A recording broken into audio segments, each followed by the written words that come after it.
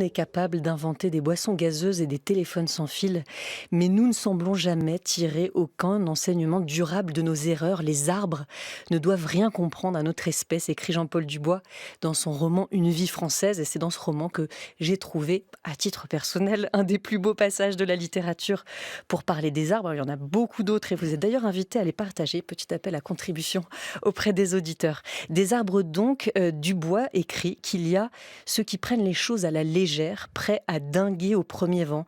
Il y a les austères, habitués au sol pauvre et à l'économie des effets. Les inébranlables, véritables châteaux forts, végétaux, enfichés dans le sol jusqu'au royaume des morts. Les rêveurs, le corps maigre, si peu de ce monde et la tête toujours aux cieux. Les anxieux, les torturés, les noueux, enroulés sur leurs doutes séculaires. Les aristocrates, droits comme des i, légèrement dédaigneux, subtilement hautain. Nous recevons ce matin deux hommes qui aiment les arbres et qui les voient, comme on les voit tous, s'évaporer dans de grandes langues de feu ou flamber comme des torches. Fabrice Hibert, Thomas Braille, bonjour. Bonjour. Et bienvenue dans ce studio. Comment vous présentez, Fabrice Hibert? Vous êtes artiste plasticien, peintre semeur, car vous semez des arbres. Vous avez, entre tant d'autres choses, participé au festival Hors Piste, Hors Champ, organisé en juillet par le Centre Pompidou et ouvert grand pour l'occasion les portes de votre royaume d'arbres en Vendée. On en parlera. Thomas Braille, vous êtes le fondateur du Groupement national de surveillance des arbres. Vous êtes... Groupe, pardon. Comment pourquoi je dis groupement? Ça, c'est plus institutionnel. Le Groupe national de surveillance des arbres. Et vous n'aimez pas trop qu'on ajoute, quand on dit que vous êtes arboriste, l'adjectif engagé. Pourquoi? Parce qu'on doit tous l'être, tout simplement. C'est aussi simple que ça, je ne vais pas m'étendre là-dessus. Je pense que voilà, il faut juste qu'on prenne conscience qu'on a besoin des arbres et que c'est notre seul salut. On le voit aujourd'hui, et voilà. Et puis on a l'habitude toujours de m'inviter quand ça brûle la plupart du temps, et c'est triste. J'aimerais aussi qu'on prenne conscience que les arbres, on en a besoin tout au long de l'année, et pas uniquement cette prise de conscience permanente quand ça brûle, quoi. Voilà. Comment ils vont vos arbres à vous d'ailleurs? Enfin, vos arbres, j'imagine que vous n'aimez pas trop l'adjectif possessif. Non, il est très bien. C'est Mm. très bien de dire vos arbres. Je pense qu'il faudrait que cet adjectif, il soit utilisé pour tout le monde, quoi. Ce sont nos arbres à tous, quoi. Et si on n'en prend pas soin, eh bien en fait, on est en grand danger. C'est déjà le cas. Je suis désolé, mais moi, je vais être un peu cynique ce matin. C'est le cas. On est en danger, en fait. Donc, il faut vraiment se réveiller, quoi, et rapidement, quoi. Vous êtes originaire de Mazamet, à côté de la forêt de la Montagne Noire, dans le Tarn. Les feux des forêts de Bordeaux arrivent jusqu'à vous, j'imagine, sans peine, puisqu'ils arrivent jusqu'au Massif central. Oui, tout à fait. Un matin, on s'est réveillé dans la vallée, ça sentait le brûler, donc j'ai commencé à avoir peur en me disant que c'était aussi nos forêts dans le coin qui allaient brûler. Et il se trouve que non, c'était une brume matinale qui était très bleutée, et on sentait vraiment la fumée de Bordeaux. Donc on est tous impactés, donc l'oxygène, bien évidemment, il est moins pur à partir du moment où ça brûle, hein, obligatoirement. On a perdu en pureté depuis à peu près, depuis l'ère industrielle, on a perdu en pureté, il faut le savoir, hein, puisqu'on balance beaucoup de cochonneries dans l'air, quoi. Fabrice Hibert, comment vont vos arbres? Comment va la vallée, ce que vous donnez à votre forêt? La vallée se porte assez bien. Il fait toujours aussi frais quand on la traverse, c'est génial. Et c'est une forêt qu'on a semée il y a une trentaine d'années avec des graines. Et petit à petit, la forêt grandit. Et puis, évidemment, à l'orée de la forêt, il y a toujours un petit peu de brûle, ça chauffe, quoi. Ça chauffe un peu. On voit bien eh bien, il y a beaucoup de variétés d'arbres dans cette vallée. Donc, il y a aussi, ils s'aident beaucoup les uns les autres. Il y a des zones humides qui sont créées. Il y a plein de choses comme ça. Donc, c'est une vallée qui souffre un peu, ça c'est clair. Et puis surtout, on sent qu'il y a un problème. Mais alors, c'est une histoire longue, les arbres. Alors, commencez par nous raconter peut-être le début. Vous avez acheté 100 hectares de terre en Vendée dans les années 90, entre Mareuil-sur-Lay, Dissay et Château-Guibert. J'espère que je disais peut-être. Comment se représenter ces terres et pourquoi, à 16 ans, vous êtes dit, par ailleurs, parce que c'était avant d'acheter tout ça, mais que vous alliez semer des arbres? Parce que j'ai toujours été... C'était une petite vallée où mes parents élevaient des moutons. C'est un petit peu aride, où il n'y avait pas grand-chose, tout ça, il n'y avait pas beaucoup d'arbres, il y avait le remembrement avait fait son travail et tout ça, et donc et à un moment donné, quand j'ai vu l'agriculture industrielle qui arrivait là, j'ai voulu protéger cet endroit-là, donc je l'ai acheté, et puis avec mes sous d'étudiant, et puis j'ai fait petit à petit une forêt. Et donc, on a semé la forêt avec mes parents qui m'ont aidé. Et donc, on a semé tous ces territoires. Et petit à petit, la forêt a largement pris le dessus, a enrichi le paysage. Il y a beaucoup de fruitiers, il y a beaucoup d'arbres différents, il y a d'humidité, il y a des animaux qui sont arrivés. C'est vraiment un endroit de rêve, c'est très agréable.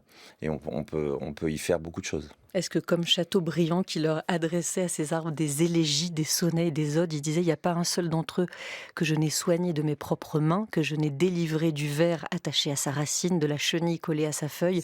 Je les connais tous par leur nom comme mes enfants, c'est ma famille, je n'en ai pas d'autres. J'espère mourir au milieu d'elle. Est-ce que ça vous parle, ces mémoires C'est tout à d'outre-temps? fait ça. C'est tout à fait ça. C'est vraiment un endroit où tous les arbres sont des gens. En fait, je suis en train d'imaginer une église pas très loin où je dessine des arbres sur les murs de l'église. Et tous ces arbres-là sont la vie de quelqu'un. En fait, je représente parce qu'un arbre, c'est aussi une ligne de vie, en fait. Ouais. Vous avez semé 300 000 graines au fil du Ouais. temps. 300 000 graines ne donnent pas 300 000 arbres, bien Oh, sûr. si. Il y a les rongeurs et le climat.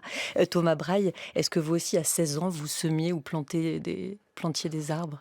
Oui, oui, bien sûr, moi c'est mon métier, hein, donc moi je viens de là, je suis jardinier à la base, ensuite j'ai dérivé vers le métier d'arboriste grimpeur, mais je trouve intéressant ce qui est en train d'être dit. Aujourd'hui on voit qu'il y a beaucoup de feux de forêt, euh, des feux de forêt dans des plantations d'arbres, hein, notamment dans les Landes, ce sont des pins maritimes. C'est la main de l'homme en fait qui a créé ces plantations. Et ce ne sont pas des forêts. Vraiment, je tiens à dire ça à tous vos auditeurs. Les plantations d'arbres ne sont pas des forêts. Ce sont des plantations pour un modèle économique. Et c'est pour ça qu'aujourd'hui, à force de trop manier nos paysages, de remanier nos paysages, et à force d'en faire uniquement à chaque fois un modèle économique, en fait, c'est ça qui fait qu'on va droit dans le mur. Et j'attire l'attention sur le fait, et c'est très intéressant, de semer. En fait, on n'a pas besoin de planter. La régénération naturelle, elle fonctionne. Les forêts, elles ont 380 millions d'années, on a 200 000 ans d'Homo sapiens. À quel moment la forêt, elle a eu besoin de nous? Donc vraiment, je pense qu'il faut réfléchir à ça et se dire qu'on n'est pas indispensable et retrouver beaucoup d'humilité en tant qu'être humain, quoi, tout simplement, quoi. Votre père plantait des arbres. Le premier, Mm. c'était un hêtre pourpre. Oui, oui, tout à Ça fait. ressemble à quoi? Est-ce qu'il est toujours là? Ah, bien sûr qu'il est toujours là, j'y fais très très attention, bien évidemment. Les hêtres, ils sont impactés grandement aussi par la canicule, hein. C'est sûr qu'ils sont en train de tous roussir dans nos forêts.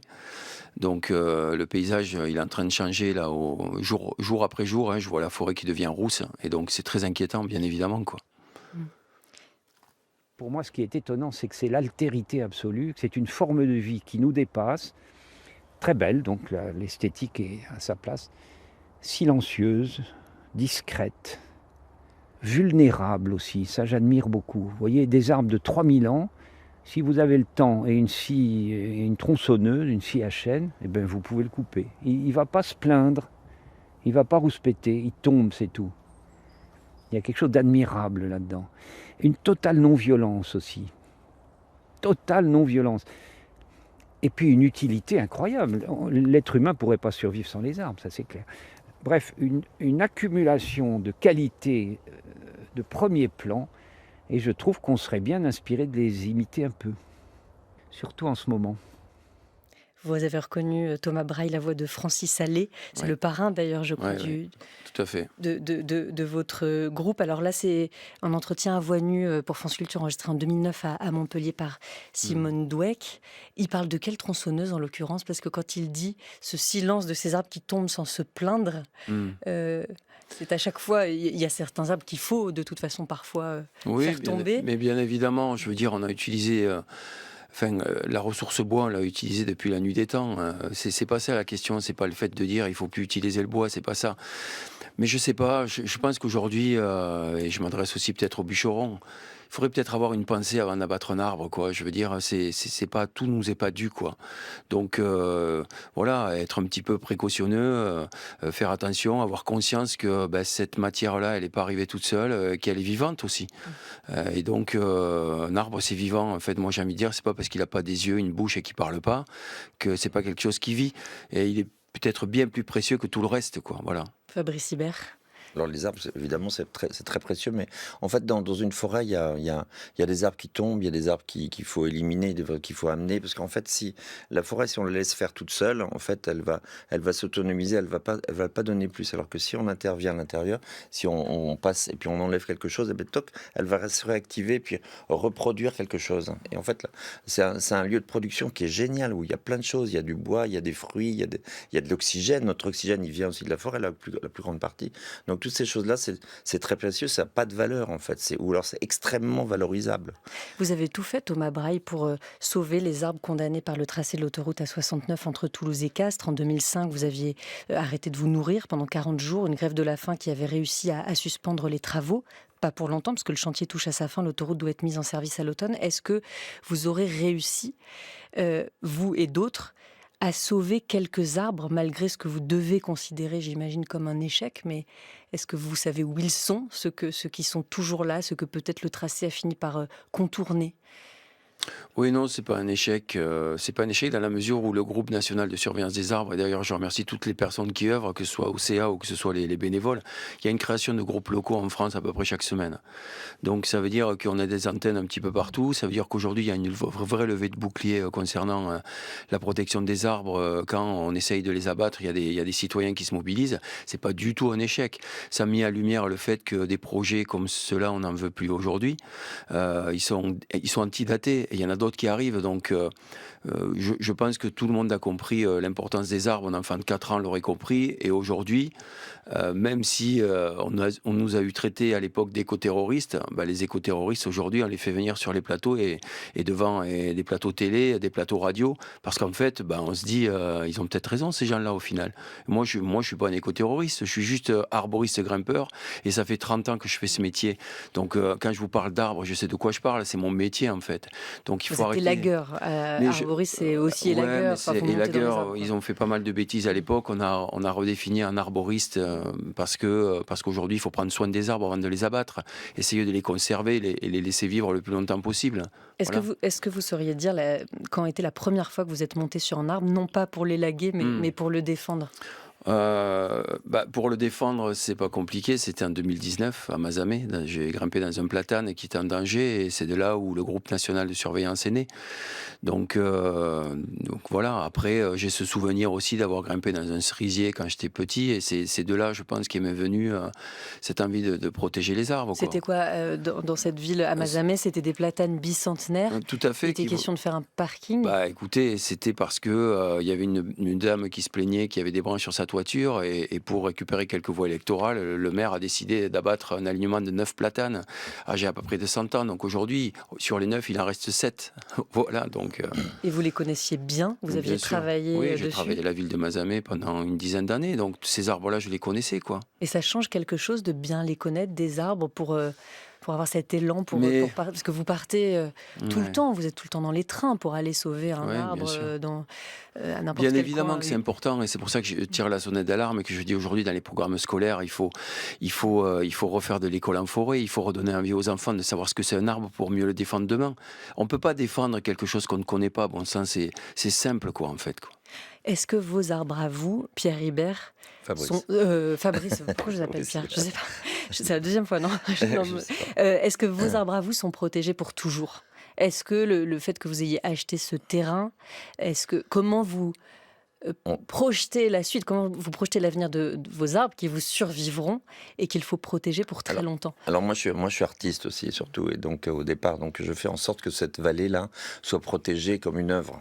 Donc peu à peu, c'est un endroit qui est valorisable, parce que c'est un endroit qui a été semé. C'est la première forêt semée depuis très longtemps, depuis au moins 200 ans en Europe. Donc c'est un endroit exceptionnel. Donc il faut le valoriser pour ça, mais il faut le valoriser pour le paysage qu'on crée, pour les images qu'on crée autour de ça. À partir de ce moment-là, les plus grands paysages protégés dans le monde sont les paysages parce qu'il y a des poètes qui ont écrit dessus, ou des peintres ou des dessinateurs qui ont fait le paysage. Donc c'est une des possibilités. Pourquoi vous disiez tout à l'heure que vous ne faites que semer des arbres et pas les planter ? Qu'est-ce que ça change ? Ça c'est très important. En fait, quand depuis que je suis gamin, en fait, je semais des graines, je piquais des graines dans les arbres, et puis je les planquais dans ma poche, parce que j'ai l'impression que je volais quelque chose, puis je le semais chez moi. Des noyaux, un noyau de mirabelle, vous le semez, ça pousse, hein, ça donne des petites claudines, voilà, c'est super. Comme dans L'homme qui plantait les arbres, voilà, Giono qui plante pareil, des glands. Voilà. Et en fait, il plantait pas, il semait. Enfin, on peut le dire comme ça. Et en fait, j'ai semé parce que je je me suis aperçu que lorsqu'on plantait un arbre, l'arbre, il faut qu'il se réadapte. Donc il est fragilisé tout de suite. Alors que quand la graine c'est un micro-ordinateur ultra puissant. Et en fait, il va s'ouvrir, même si au moment de la dormance, comme ça, il va s'ouvrir au moment où il y a assez d'eau, d'humidité, de chaleur pour pouvoir s'exploser et pouvoir la première racine. Et à ce moment-là, il pousse. Et là, cette première racine, c'est la base du projet de l'arbre. Et si on lui enlève ça, il va être fragile. Donc une forêt plantée est fragile. René Barjavel le raconte très bien dans un livre qui s'appelle La fin du tigre. Il dit ça commence à la graine. Dès que le hasard ou le semoir l'ont enfoncée dans la terre humide, les ordres inscrits en elle déclenchent leur offensive. Elle s'ouvre, éclate, pousse dans l'humus ses tentacules et commence à le dévorer. Elle lance vers le haut sa tigelle, émerge, déploie ses feuilles qui vont avaler l'air et la lumière. C'est ainsi que ça commence.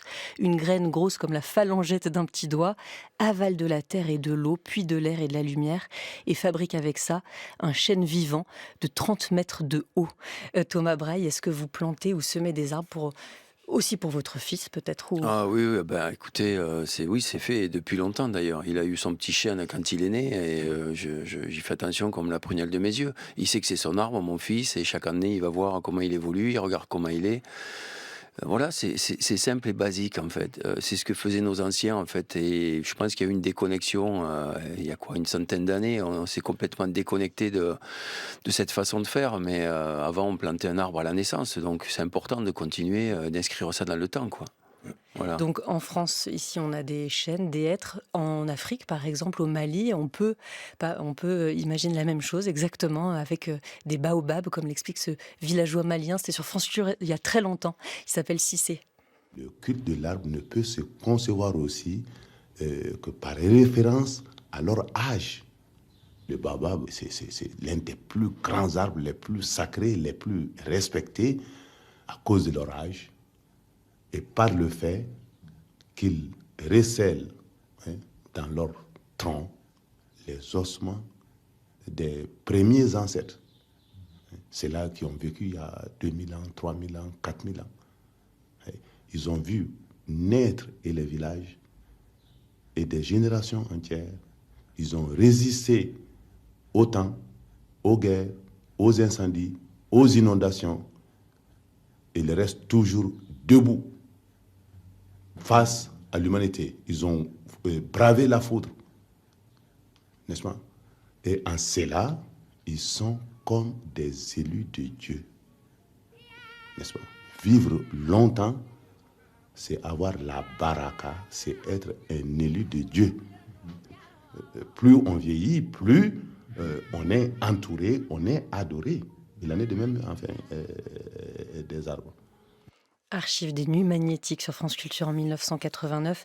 C'est pour ça que je vous posais la question, Fabrice Hibert, de savoir comment vous faites pour être sûr que vos arbres sont protégés pour toujours, qu'ils sont là pour toujours. Je crée des structures pour pouvoir... J'ai un fonds de dotation, une association, une société, moi-même. Je signe le paysage d'une certaine manière. Petit à petit, en fait, j'en fais un lieu aussi de culture.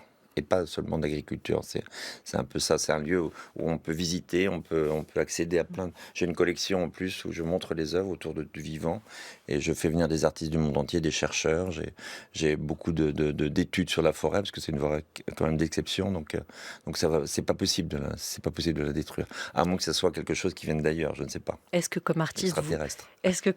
vous inventez des arbres où il y a tellement de différents déjà dans la nature que c'est impossible d'en imaginer de nouveaux? Alors, c'est très amusant parce que quand je commençais à dessiner des arbres, c'était un peu des lignes de vie comme ça. Et puis à un moment donné, j'ai dessiné des arbres complètement imaginaires, enfin des lignes de vie imaginaires. Et puis en fait, ils existent toujours. Dès qu'on dessine un arbre, il existe. Et en fait, ça c'est très étonnant. Il y a toujours des inventions d'arbres. On peut pas imaginer à quel point la nature, elle est tellement complexe et riche. C'est génial. Il faut pas la limiter. Il faut que ça s'expanse en fait. Et quel arbre et à quel moment de son cycle vous a inspiré le ver qui fait fait votre signature dit ver Hibert? Le ver Hibert, oui. Le ver Hibert, c'est depuis le début la première expo qui s'appelait mutation et la deuxième pollution. J'avais 24 ans. Et en fait, j'avais décidé d'offrir un cadeau à tous les gens qui venaient voir les expositions, un petit livre vert, et le vert de la première pousse de charme au printemps. C'est un vert très, très, très fluorescent comme ça. Parce que je pensais que dans l'écologie, il y avait toujours ce vert un petit peu terne qui était un peu triste et tout ça. Et je me disais, moi, je veux prendre un vert beaucoup plus fort, beaucoup plus franc, presque artificiel, qui prenne cette vitalité comme ça que je défends depuis toujours. Est-ce que vous avez fait breveter le vert Ibère comme l'a Non. fait Yves Klein, ou vous trouvez que c'est tellement antinomique avec ce qu'offre la nature et Non, les arbres? je voulais pas garder quelque chose pour moi. Et puis, en plus, ce vert-là, il doit se voir dans la nature. Donc, il y a quelquefois une nature verte très claire, donc il doit être encore plus vert. Quelquefois, quand la vert est un peu sombre, ben, il peut être un peu moins vert. Donc, il y en a plein de verts différents. Et depuis que vous avez semé tous ces arbres sur 100 hectares, Oui. du temps a passé par définition. Est-ce que vous avez vu la nature changer, pas par votre main, mais par ce que ces arbres ont eux-mêmes créé? Ben, bien sûr. Qu'est-ce bien que ça sûr. change? Ça change, c'est un vrai joyau. En fait, il y a beaucoup d'insectes, beaucoup d'animaux qui sont arrivés. Il y a des espèces incroyables qu'on n'avait jamais vues. Il y a des oiseaux, il y a au moins 130 espèces d'oiseaux dans la vallée déjà. Donc, ça revit, en fait. C'était un endroit qui était un peu triste. Et donc, maintenant, c'est devenu un endroit joyeux. Puis, on le traverse avec bonheur quand on traverse la vallée. Parce qu'il y a un chemin communal qui la traverse entièrement. Donc, les gens peuvent y passer sans problème. On est happé dans cette forêt pendant les canicules. Là, il faisait 10-15 degrés de moins dans la forêt. Donc, c'était... Toujours avec nos invités, le peintre et artiste semeur Fabrice Ibert, Thomas Braille, fondateur du groupe national de surveillance des arbres, arboriste qui êtes souvent là quand une tronçonneuse s'approche un peu trop des arbres, en tout cas quand vous estimez que les coupes sont injustifiables. Et cet été, des images ont circulé sur les réseaux sociaux d'habitants qui, un peu partout, se sont opposés à ce que l'on se sépare d'arbres qui, pour la plupart, ont vu dans ces villages plusieurs générations s'adosser à leur tronc ou profiter de leur ombre. Est-ce qu'on vous en veut vraiment, Thomas Braille, quand vous grimpez dans un arbre pour le protéger, le « on » étant ceux qui ont décidé de sa coupe? Quand vous arrivez, est-ce que vraiment on peut oser aujourd'hui s'opposer à ce que quelqu'un s'oppose à la coupe d'un arbre?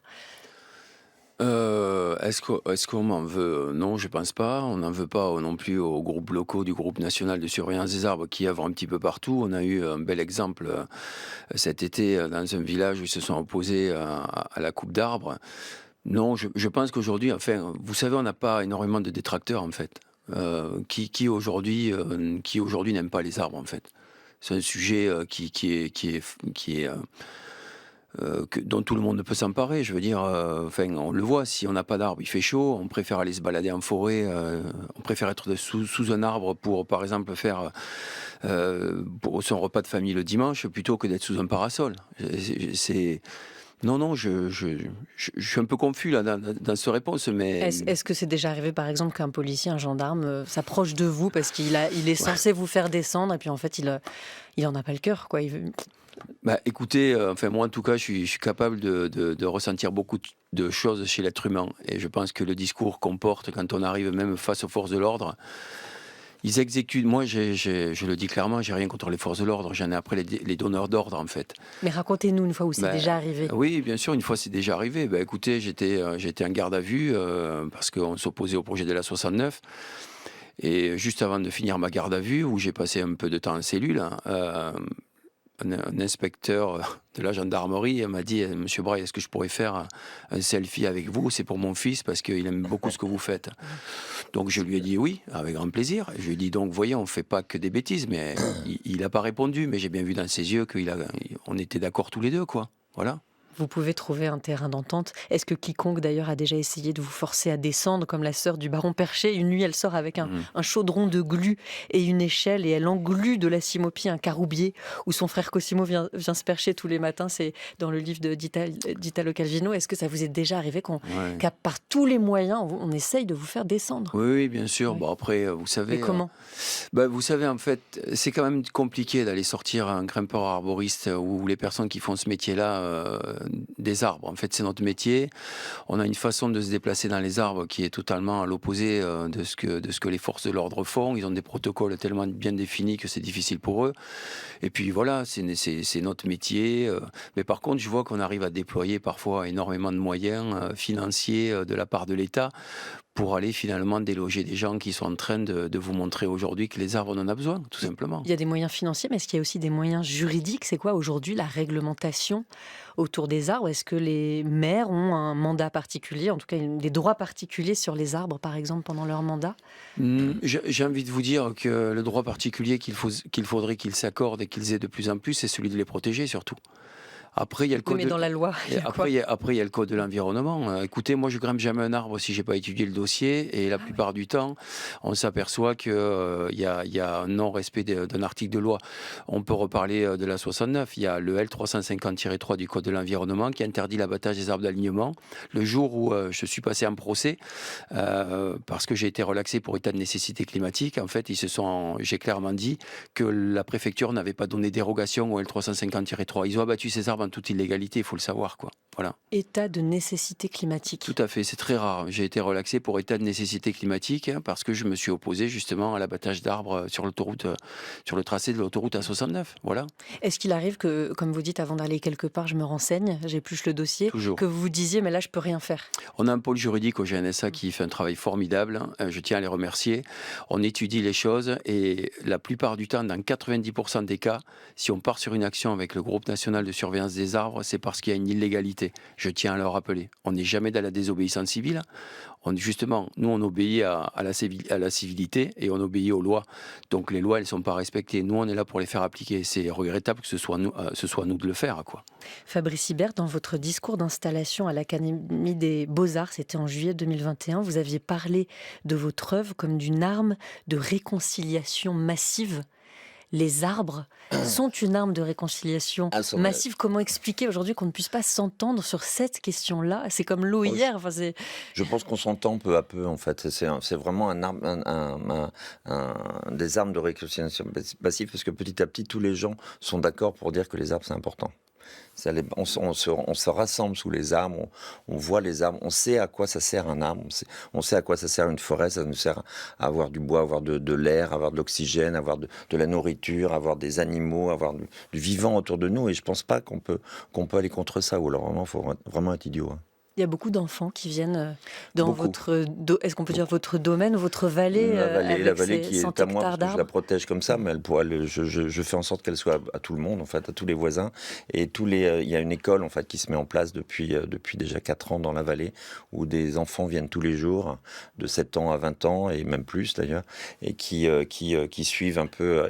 Moi, j'ai une collection d'œuvres, alors je montre toutes ces œuvres, je leur apprends plein de choses autour du dessin, comme ça, mais aussi surtout tout ce que c'est qu'un arbre, comment on sème un arbre, comment on voit les animaux autour, les oiseaux et tout ça. Et en général, ils ont des petits bouts de terrain dans lesquels ils font des expériences et tout ça. C'est extraordinaire parce que tout d'un coup, ils découvrent des choses qu'ils n'ont pas forcément. Moi, je me souviens quand j'étais à Tokyo où j'avais semé des graines d'arbres dans Tokyo. Tout d'un coup, les Tokyoïtes voyaient une tomate entière. Hein. C'était complètement dingue. Voilà. Donc, il faut apprendre en permanence, apprendre aux enfants qu'est-ce que c'est, d'où vient ce qui nous nourrit. Une tomate sur un arbre. Oui. Qu'est-ce que c'est que cet arbre? J'avais fait à Tokyo en 2008, 2005, 2008, je ne me souviens plus. Dans tous les endroits où il y avait des terrains un peu vierges, comme ça, on avait, avec un grand musée, j'avais semé des fruits et des légumes partout pendant 6 mois. Et ce qui fait que les gens pouvaient se rassembler, voir des légumes, comment ça poussait et tout ça, c'était génial. Et il y en a qui sont restés depuis, il y a plein de fruitiers. Je voulais vous demander si tous étaient toujours sur pied ou si beaucoup avaient dépéri. Il y en a quelques-uns encore, après, ça bouge beaucoup. Donc tous ces enfants qui viennent... Mais il faut planter des arbres dans les villes, ça c'est clair. Mais dans la terre, les semer carrément. Pourquoi les semer, Thomas Braille? Déjà, on a plus de chances de réussite parce que, comme l'a dit Fabrice, en fait, à partir du moment où on déplante un arbre et qu'on le replante, il faut le suivre à l'arrosage. Après, c'est très compliqué. Une graine, si elle trouve sa place, il peut arriver qu'elle ne germe pas, mais c'est très rare. Mais à partir du moment où on la sème, normalement, elle germe, quoi. Après, j'ai envie de dire, bien évidemment, c'est l'intervention de la main de l'homme, mais il vaut mieux le faire en semant qu'en plantant. Et voilà. Et moi, j'aimerais qu'on ait une attention toute particulière pour les arbres qu'il y a dans les villes, en fait, parce que c'est de notre propre volonté et c'est de notre, c'est nous qui les avons plantés à un endroit bien défini. Et les arbres, parfois, ils sont mieux avec leurs copains en forêt que d'être au milieu de voitures, de gaz d'échappement. Ils mangent des gaz d'échappement, c'est pas la question. Mais au moins avoir cette humilité de dire que c'est nous qui avons décidé qu'ils soient là. Ils n'ont pas décidé d'être là dans les villes, donc il faut vraiment encore plus y faire attention, quoi, voilà. Mais déjà, dans le livre de Giono, L'homme qui plantait les arbres, alors on n'est pas en ville, on est dans les Alpes de Haute-Provence, mais il raconte que l'œuvre, et quand il parle de l'œuvre, c'est cette immense forêt qu'a planté cet homme qu'il va voir tous les ans, ou avant la guerre, après la guerre. Il dit que cette œuvre ne courut un risque grave que pendant la guerre de 1939, parce que les automobiles marchaient alors au gazogène. On n'avait jamais assez de bois. On commençait à faire des coupes dans les chênes de 1910, mais ces quartiers sont si loin de tous les réseaux routiers que l'entreprise se révéla très mauvaise au point de vue financier. On l'abandonna. Le berger, lui, n'avait rien vu. Il était à 30 km de là et il continuait paisiblement sa besogne. Donc pendant que les villes s'agitent, pendant qu'on s'agite, Bien pendant sûr. que des arbres sont coupés, il y a quand même encore des hommes sur les hauteurs, dans des forêts, qui continuent cette œuvre-là. Qui sont ces hommes, à part Fabrice Hibert, qui en a semé plein, qui continuent à semer toujours et toujours, d'infatigables semeurs? Je ne sais pas s'il y en a vraiment beaucoup des semeurs, en fait. Aujourd'hui, la problématique, c'est qu'on est sur, comme je vous l'ai expliqué, on peut parler du Tarn, hein. Moi, je vois des forêts de feuilles diversifiées se faire raser pour faire de la plantation de Douglas. On voit les sommets de nos montagnes, hein, qui sont en train de se transformer. Mais ok, d'accord, il faut du bois, c'est très bien. Mais je pense qu'il faut arrêter ce modèle-là. On va droit dans le mur, en fait. C'est pas du tout. On perd toute la biodiversité, on perd tous les animaux, on perd. C'est pauvre, en fait, en termes de richesse écologique, ces plantations. Et ce ne sont pas des forêts, je le répète, ce sont des plantations. Donc là, les citoyens doivent s'emparer de ce sujet-là. Dès qu'on voit qu'on rase des forêts, il faut stopper, quoi. C'est plus possible, quoi. Fabrice Hibert? Oui, c'est sûr que la forêt, plus elle est diverse, plus elle est riche en fait. C'est ce que quand on a une forêt plantée, c'est pauvre, très vite, très très pauvre. Il y a qu'une seule production de richesse, alors que la biodiversité c'est énorme. Ben, on n'arrête pas de dire les arbres, nous, ici, dans ce studio. Alors dites-nous quels arbres, parce que ça fait toujours aussi du bien. Enfin, je sais pas, il se trouve D'avoir que la liste. il n'y a pas très La longtemps. liste des arbres. Comment la liste des arbres? Il n'y a pas très longtemps, Donc- je lisais les pâturages du ciel de Steinbeck, et d'une page à l'autre, on parle de séquoia, on parle des aunes, on parle des ormes, Oui, on les hommes parle qui sont morts la plupart du des temps. Oui, mais je trouve qu'on a besoin d'entendre ces Mais- mots-là. Alors tous les arbres, alors, dans les chênes, il y a au moins 150 sortes de chênes différentes qui pourrisseraient ici. Après, il y a les résineux, après il y a les fruitiers. Les fruitiers, c'est énorme.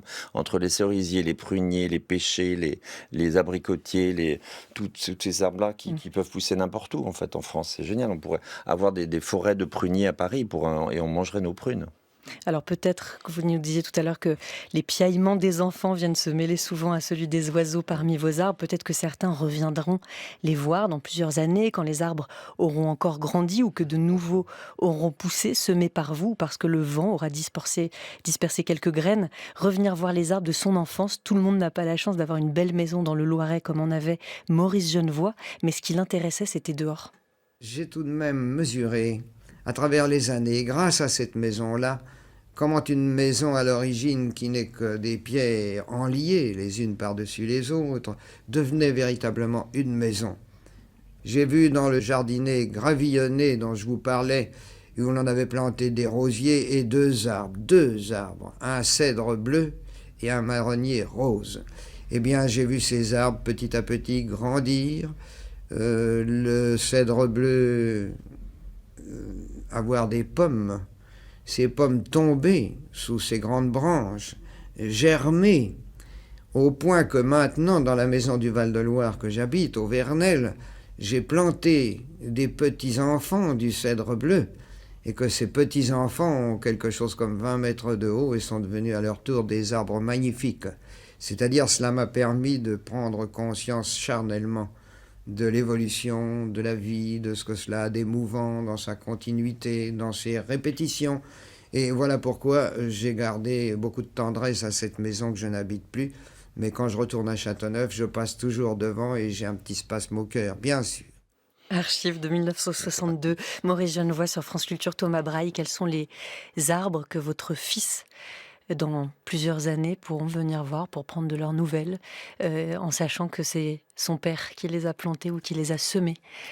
Déjà, il a le sien, il a un chêne pubescent que j'ai récupéré, que j'ai semé d'ailleurs. Qu'est-ce que c'est un chêne pubescent? C'est un arbre majestueux, magnifique. Je trouve que, bon, voilà, on le sait, le chêne, c'est le signe de la longévité. C'est la robustesse, hein, c'est la majestuosité une fois qu'ils sont épanouis, qu'ils ont leur vraie silhouette, j'ai envie de dire, parce que souvent on a tendance à toujours un peu tailler les arbres parce que on dit tiens, cette branche-là, elle me plaît pas trop. En fait, on les met parfois un peu trop à notre image. Les arbres, ils ont juste besoin comme disait Francis, et j'aimais bien quand il disait ça, qu'on leur foute la paix, quoi. Même quand ils sont morts d'ailleurs. Il faut prendre en considération que le bois mort, il est important. S'il n'y a pas de bois mort, il n'y a pas de larves, il n'y a pas d'oiseaux, il n'y a pas de piquets pêche qui viennent manger à l'intérieur.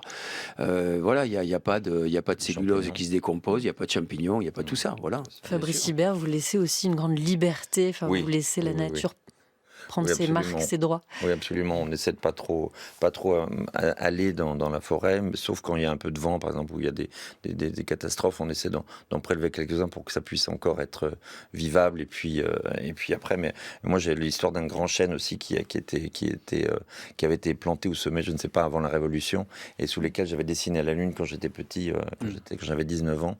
Et donc c'est un chêne. Et puis l'année d'après, après avoir fait ce dessin, il y a la foudre est tombé sur l'arbre et a cassé la grande c'était assez hallucinant, mais il est toujours vivant, hein. Il va me survivre, il est énorme. Juste maintenant, ce champ-là s'appelle le champ de la Lune d'ailleurs. Et qui avait gardé sa mémoire? Parce que pour que vous sachiez qu'il datait de la Révolution, cet arbre-là, c'est que... Parce qu'en fait, c'est juste ce petit village de la Syrie, là, c'est juste... il y avait un octroi ici, en fait, il y avait tout le long, pour descendre à la rivière, il y avait des chênes, et donc c'est le seul chêne qui était resté. On savait ça, tout le monde savait ça. Alors Fabrice Hibert, l'Institut Pasteur vous a sollicité pour une sorte de partenariat.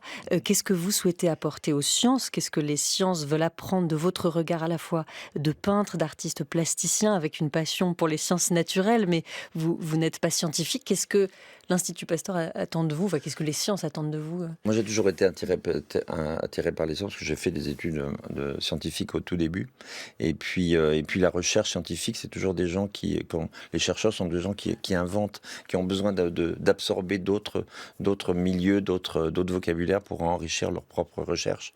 Et en fait, je les accompagne. On a créé j'ai offert des œuvres d'ailleurs qui sont à l'Institut Pasteur, une énorme œuvre qui est en porcelaine, qui fait 20 mètres de haut, où je raconte l'histoire du vivant et tout ça. C'est magnifique.